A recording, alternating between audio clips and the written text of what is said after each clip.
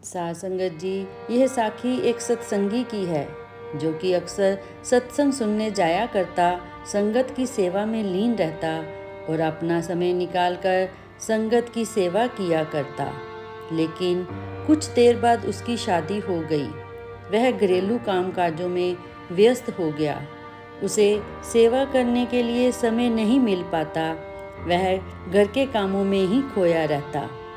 एक दिन क्या हुआ कि वह बहुत देर तक सत्संग में गया।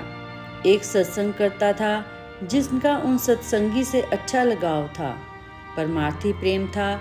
जब उन्होंने उसे देखा तो कहा कि भाई, इतनी देर बाद आए हो, कहाँ थे? तो सत्संगी ने कहा कि साहब जी, दिल तो मेरा भी बहुत करता है कि मैं संगत में जाऊं, संगत की सेवा करूं, सत्संग सुनूं, लेकिन मैं क्या करूं? घर में काम ही इतने होते हैं और मेरी घरवाली मुझे आने नहीं देती। तो उस समय सत्संग कर्ता जी ने उसकी सारी बातें सुनी और उसके बाद उन्होंने कहा कि आज रात घर जाकर भजन बंदगी पर बैठ जाना, तुम्हारा जवाब उसी में मिल जाएगा। तो उसने ऐसा ही किया। वह घर जाकर भजन बंदगी में बैठ गया। काफ़ी समय हो गया था, रात हो गई थी। वह अंदर चला गया था। उसकी रूह ऊपर चढ़ गई थी। जब सुबह हुई तो उसकी पत्नी ने उठकर देखा कि यह तो मर गए हैं। साध संगत जी, अक्सर ऐसा होता है, जब हमारी रूह ऊपर चढ़ जाती है तो हमें हल्की सी सांस महसूस होती है, लेकिन कुछ देर बाद वह भी पता नहीं चलता। ऐसा लगता है कि जैसे कि आदमी मर गया हो, उसकी सांसें ही बंद हो गई हों। तो उसकी पत्नी को भी ऐसा ही लगा। तो उसने देखा कि यह तो मर गए हैं। तो उसने सोचा कि सुबह भी होने वाली है, सबको बताना पड़ेगा।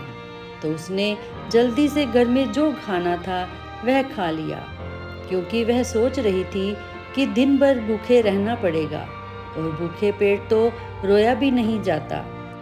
यह सब उसका पति बैठा देख रहा था और जो वह कर रही थी वह सब देख रहा था। तो जब सुबह हुई तो उसने देखा कि अब यह लोगों को बुलाना शुरू करेगी। तो उसने मालिक का ध्यान किया, सतगुरु को याद किया। वह वापस नीचे आ गया। वह सारा का सारा सच जान चुका था कि यह दुनियादारी झूठी है। उसने कहा कि पहले तो मैं सुनता था कि यह दुनियादारी झूठी है, अब देख भी लिया। लेकिन उसने अपनी पत्नी को कुछ नहीं कहा। उसने जान लिया था कि यह सब तो ऐसे ही रहने वाला है। मुझे अपना रास्ता साफ करना है, मालिक से मिलाप करना है। साध संगत जी, उसके बाद उसने मालिक की भजन बंदगी की और मालिक को प्यारा हो गया।